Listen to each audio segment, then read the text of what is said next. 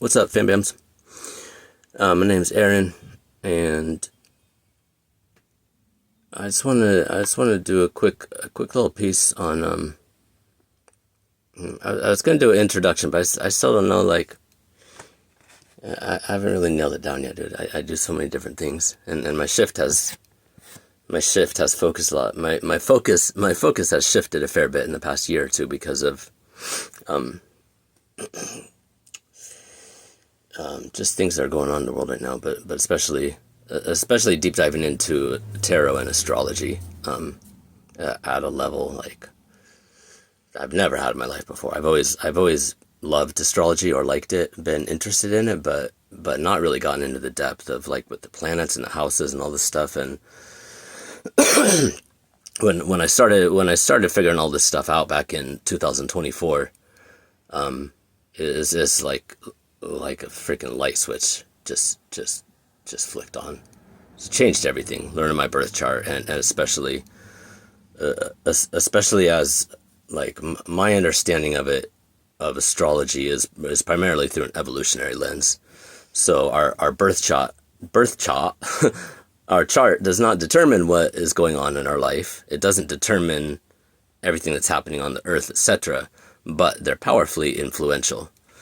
And I mean, I don't want to get into the whole thing, but it's like, so many people are like, oh, that can't do this, that could, these stars, this stuff couldn't possibly influence this thing, like 10,000 million miles away, like, however, whatever, and they think it's just a bunch of hocus pocus. Well, look at what we know now about, like, even things like quantum entanglement, how when two things are connected in one body, whether that's like a physical body, like a atomic structure, whatever, like, the quantum entanglement is like when particles are spinning or doing a certain behavior in one, and then they're like separated by thousands of miles. It's spooky, man. It's just crazy. The behavior of both particles will switch simultaneously. There's no gap there's no, like, time gap or anything like this. I only know, like, surface level about some of that stuff. But when you think about that, when you think about the moon, and the moon is tiny compared to celestial bodies, even in our solar system. How much of an effect it has on water, which is like everything on Earth. All of life on Earth is water, primarily. The tides, the freaking, like all the freaking systems of energy and water and air that, like, flow around the freaking planet, that flow and move, like, are so massively impacted by the moon even, and it's freaking tiny. It's tiny. And you think about all these other planets that we have, and all of them were formed from what we know, from the same star when it exploded, our sun, when it exploded. And so all of these things are going to be quantum entangled, and like thousands and thousands of years of astrology. I'm going to be, like, way too far out there, dude. It's crazy. People that say there's nothing to it, I get it. I've always been kind of a mystical, intuitive, oriented person, and I liked astrology. I dipped into it throughout my life, and I read the only astrology book you'll ever need, which is good. But Linda Goodman's Love Signs was the very first book I ever read, and I'm getting a copy of it because I haven't read it for years. But it's so freaking powerful, man. I especially love that one because it talks about the evolutionary journey of our soul. What is each sign? And obviously I know now, like, our astrology chart is way more complex than our sun sign is, like, a piece of it, an important piece, but just a piece. But each of the signs has, when they come to the earth, they have like a gift and a lesson, and what they're here to teach and what they're here to give. And so for me, I'm a Leo, and my gift is to teach that love is ecstasy, that it can be ecstasy, and to learn that love is humility.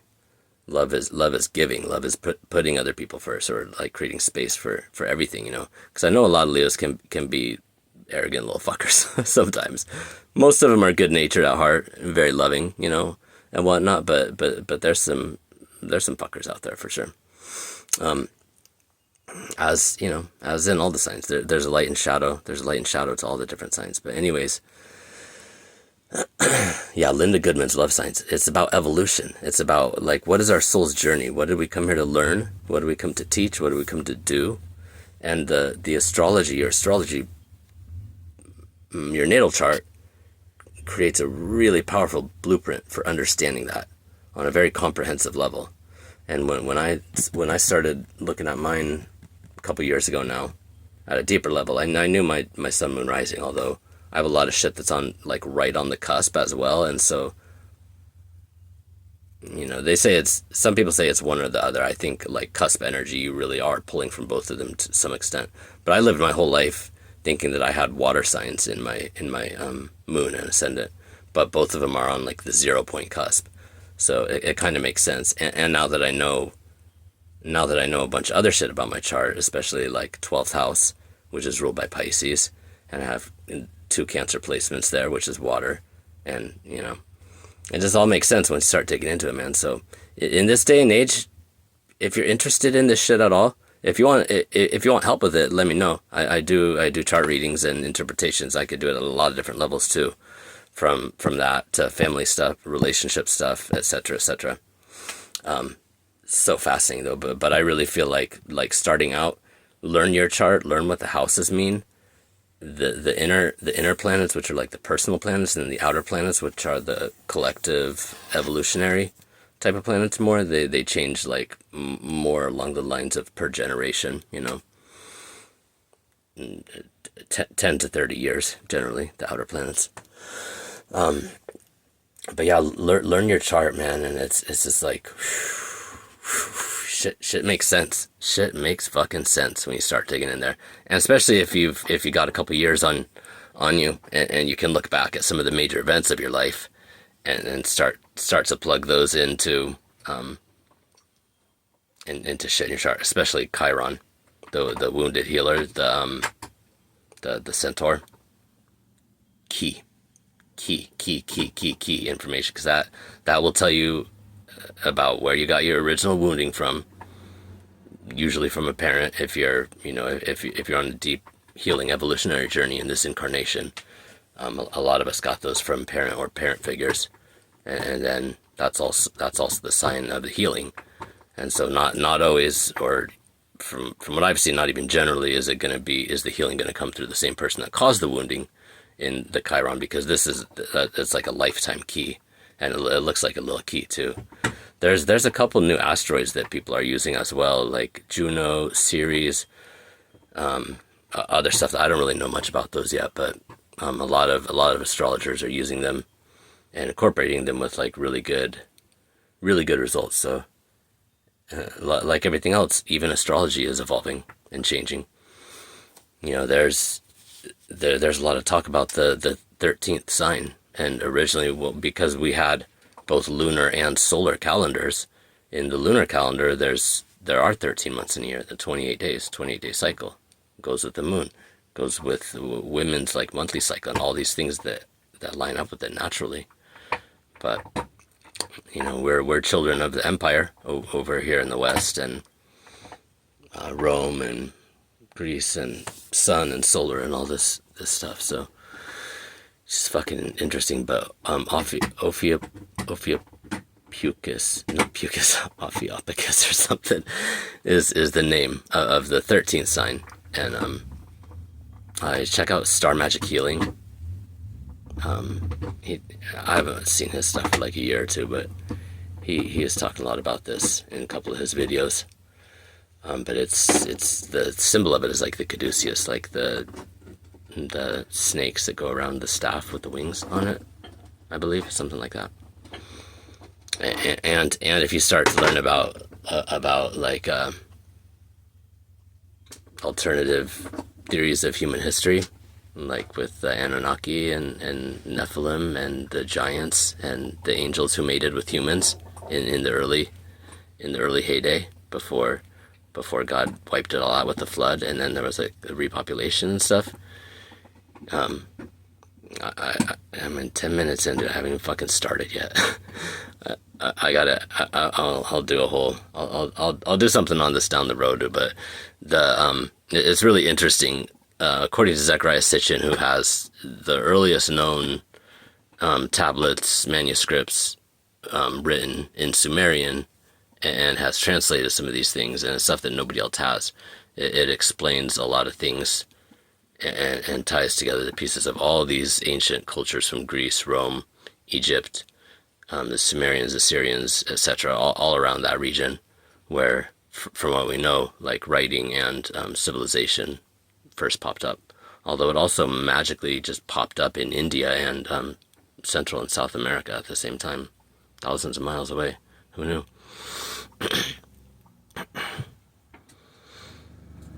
No, it's too fun, dude. I want to get started. I don't even know why I went off on that tangent, but the early history, because of God and the devil, that is prominent in Christian theology. To a lesser extent, Judaism and I don't know much about Islam. I picked up a Quran last year for the first time, and it is really fascinating. Really fascinating stuff in there. They do talk about the enemy and the angels and stuff a little bit more in there than they do in the Bible. But I've been developing this theory. I don't want to go all into it. 1131 on the clock.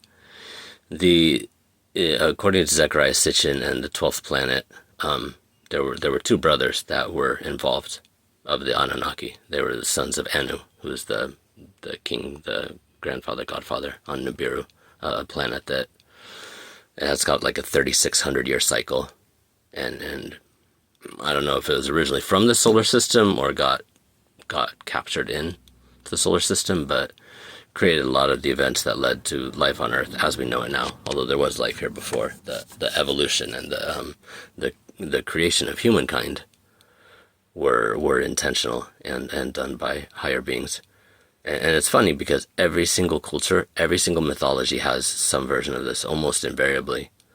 Like culture, civilization, tools, fire, language, writing, everything, etc., etc., etc. Everything is attributed to a gift from the gods. It was handed to humanity like that. It didn't just develop randomly over time. And when you look at the timelines that they've given us, and they're saying that, like, especially if you know about construction and buildings and things like this, technology, they're saying that like basically humans just popped out of the Neolithic period. They had stone tools, and then magically they had bronze tools, and then like pretty much overnight they were creating these infinitely complex civilizations and structures, and things that were crafted to like a millimeter precision. I'm talking laser cutting. Laser cutting is how a lot of these old structures appear to be built, because like many of them we couldn't even produce today, right now, with all the fucking tech that we have, all the tech, all the power, all the gasoline, all the fucking everything that we have. And when you look in the Bible and you look in other sources as well, there's a secret that they used back then that the gods told them, that God Yahweh told them in the Bible, told David and a lot of other people. Sound. Fucking sound. Vibration. It's fucking powerful. And so I can tie that back into the astrology. When people say like, oh, there's no way, fucking astrology. It doesn't make any sense. Like, these planets are way out here. They can't influence life on Earth. It's a bunch of bullshit. Dude, most of reality we're completely unaware of. Our senses just can't even pick it up. Let alone could we like conceive and talk about it with like rational mind, dialogue, words, etc. All of these strictures like squeezing down and down and down and down the information. There is so much power in sound, vibration, air element, quantum entanglement, all of these things that we fucking barely understand. We're like, they're not even being studied in any meaningful way by anything like mainstream science, So for people that say there's no truth to astrology, it always holds true. It's among the oldest of the sciences, when astronomy and astrology were the same thing, and it's by people looking for patterns and then testing, and then looking for patterns, and then testing, which is supposed to be the essence of science. And that's a big problem in this modern era when science has become scientism, and it's now just a religion. It's the religion for the masses. And this is another episode again. This belief that whatever we haven't already proven cannot possibly exist. And so, like, life has to be 1515 on the timer. Life's got to be smashed down in these tiny, tiny, tiny little conceivable particles, and we have to already have evidence of it or it's not real. Which is the opposite of science. Science asks questions. Science is supposed to be humble. It's supposed to be looking for answers. It's supposed to be open to new information. It's gotten gnarly, dude. Scientism and football. It's the religion of the West. Consume. Consume, consume, consume. Obey, obey, obey.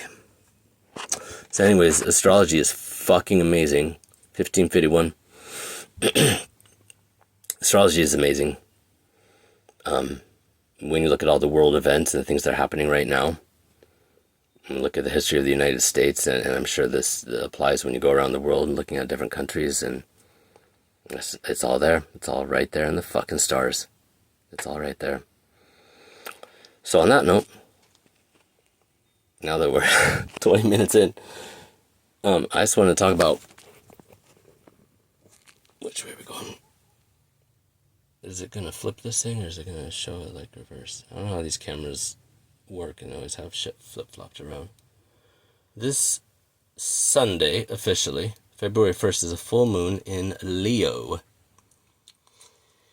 Leo is ruled by the sun, which is the illuminator of the moon. And this full moon and new moon dance that happens in each sign, this is something I just learned recently, like very, very recently. The full moon and new moon dance happens every 6 months. So there was last new moon in Leo, like 6 months ago. So I think it was around June or July, maybe August, was the new moon in Leo. And so my understanding is that the new moon is a good time to put intentions and desires and what you're wanting to create, putting that energy towards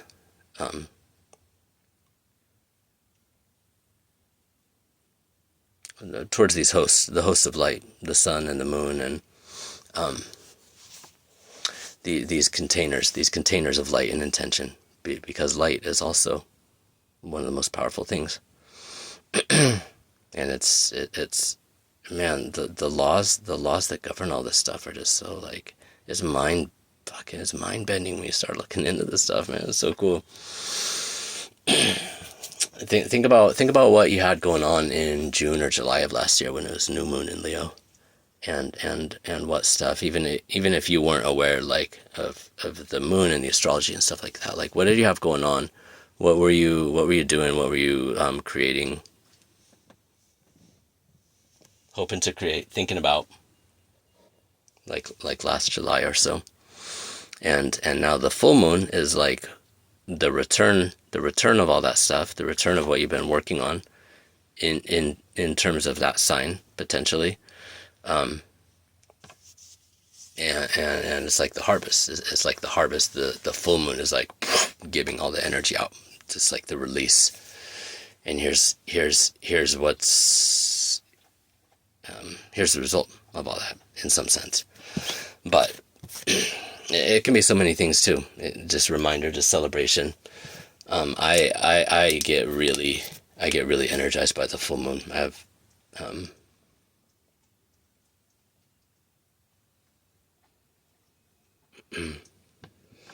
sorry, I just watered my plant and there's like some little bug bouncing around in there. I love the fucking full moon. New moons can be harsh too.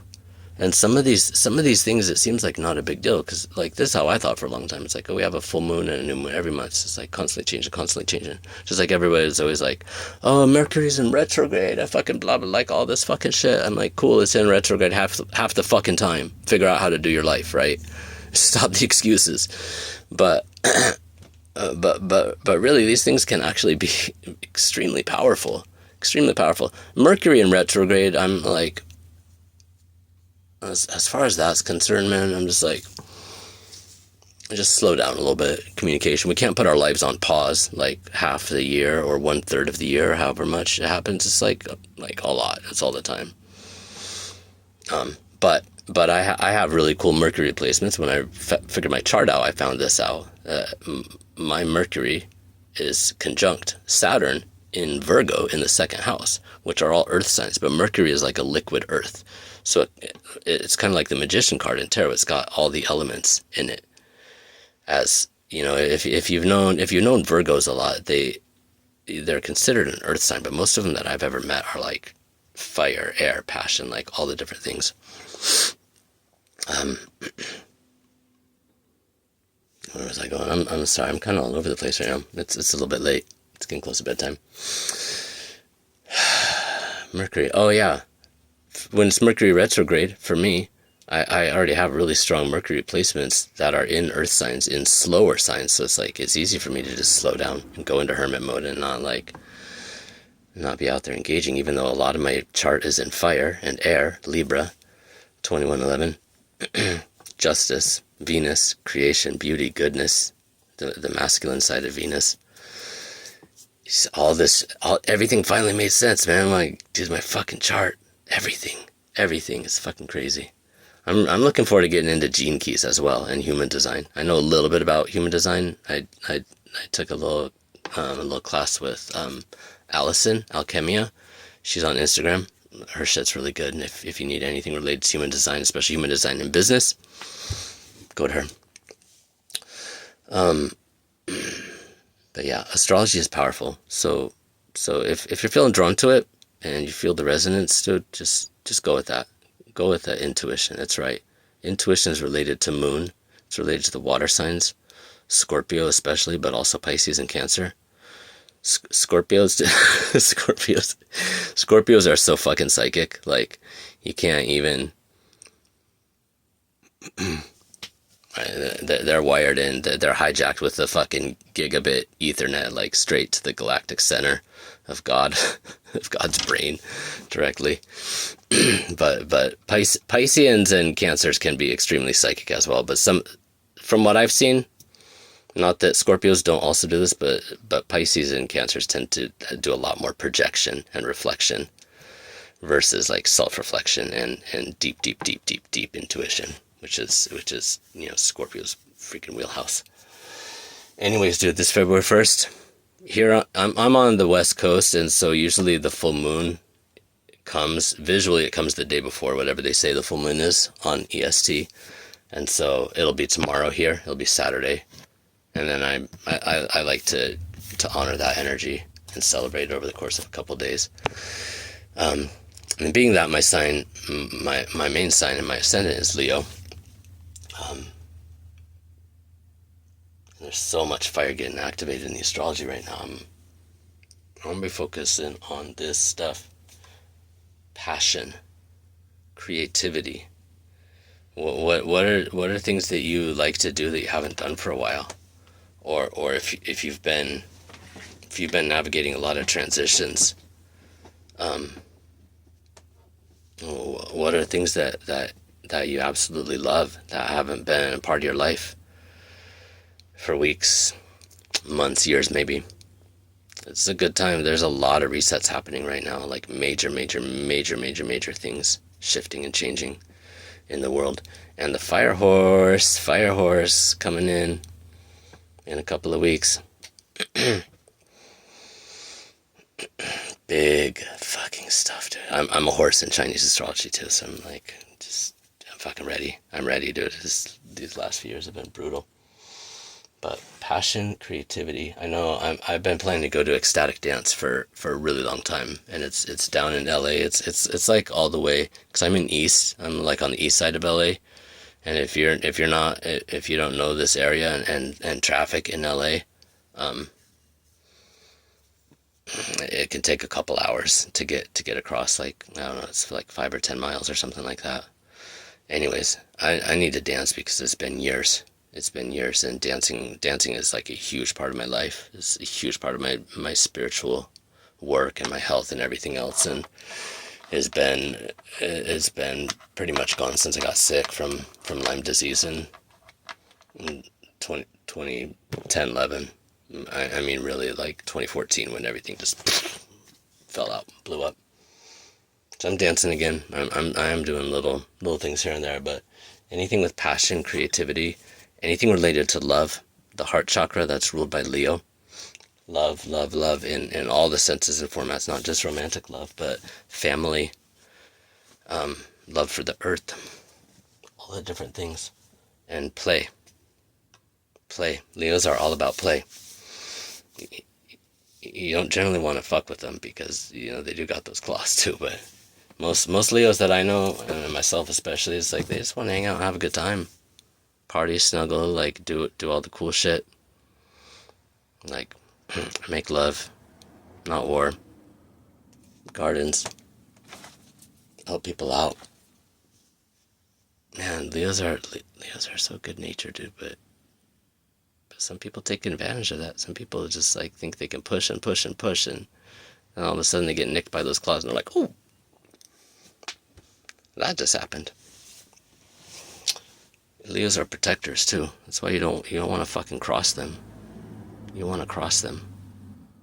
Most of us will tolerate stuff up to a point, dude, but it's just like any wild animal, dude. You don't want to back one of those fucking things back up into a corner. Even if you think you got it killed, you better make sure. You better make sure it's done.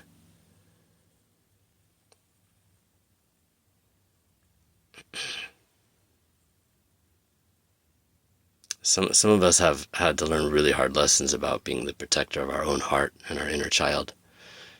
You know, those of us that didn't have that protection when we were young, when we were children. And for me, that's been the work of a lifetime. And really just started diving into it the last like 2-3 years, learning about PTSD and complex trauma and all this stuff that I had, walking wounded for 40 years plus. Protection, man. The lion, the pride, the pack. You don't fuck with a fucking lion pack, dude. It's not. Or a pride. I guess it's called pride. Big cats, dude.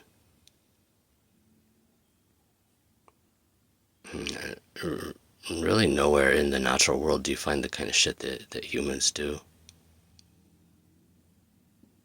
It seems, God, I don't know if there's like an overflow of narcissism and psychopathy or something, but humans and the destructive things that they do to their own offspring, it's just against all biological and evolutionary laws. It's so fascinating. But anyway, Leo full moon. If you need some Leo energy, some sun energy, some strength, look up card 8 and card 19 in the tarot deck as well as the Queen of Wands, the King of Wands. The whole suit of Wands is supposed to be fire, although it doesn't always like delineate that in every tarot deck. And infinity. The infinity symbol is always associated with card 8, strength, because the sun is an infinite generator. It's life, it's light, it's love. And it's interesting because it's got both polarities too. It's got the yang and the yin, because while it's pushing outward with like infinite nuclear explosions, it's also the source of gravity that holds the whole fucking solar system together. It's kind of wild. It's like that fucking 8. Both and. Anyways, I know I went almost everywhere except for what I was gonna fucking talk about. But happy full moon in Leo. Call upon the lion energy. Think about what you've created since summer of last year, and pray, celebrate that, give thanks for the abundance and for everything that's changing right now. It's like we're at the beginning of another major season. Inner planets, outer planets, like it's gonna be big. It's gonna be big this year. But do something fun. Get out. If you have good friends and good people around you. It could be really good to go out on the town, do your thing, whatever that might be. And for me, I'm gonna be dancing. I'm gonna be dancing sober, maybe on the beach. I don't like the open space ecstatic dances, dude. But the one that's indoors down here is pretty freaking awesome. And it's what's his name? Robin Parrish. He's a really good DJ too. Freaking, and they always have epic DJs down there. I wish I could go every week. I'm gonna start trying to get down there more. It's been like it's been a whole it's been a whole thing, man. It's a lot. It's a lot driving a freaking work pickup truck just as a daily driver and having to go all the way across LA for that stuff. Anyways, it's bedtime. I love you guys. Happy full moon in Leo. And when you start getting into astrology too, and when you see where you're potentially, if you have planets and placements in the sign of Leo, you know, it starts to make a really cool fucking dance through all the lines and the signs and the themes. It's 3113, right, when I said that. Anyways, dude, astrology is magic, dude. Let me know if you want chart reading. Evolutionary soul blueprint, dude. It's fucking magic. It's powerful stuff. All right, love you guys.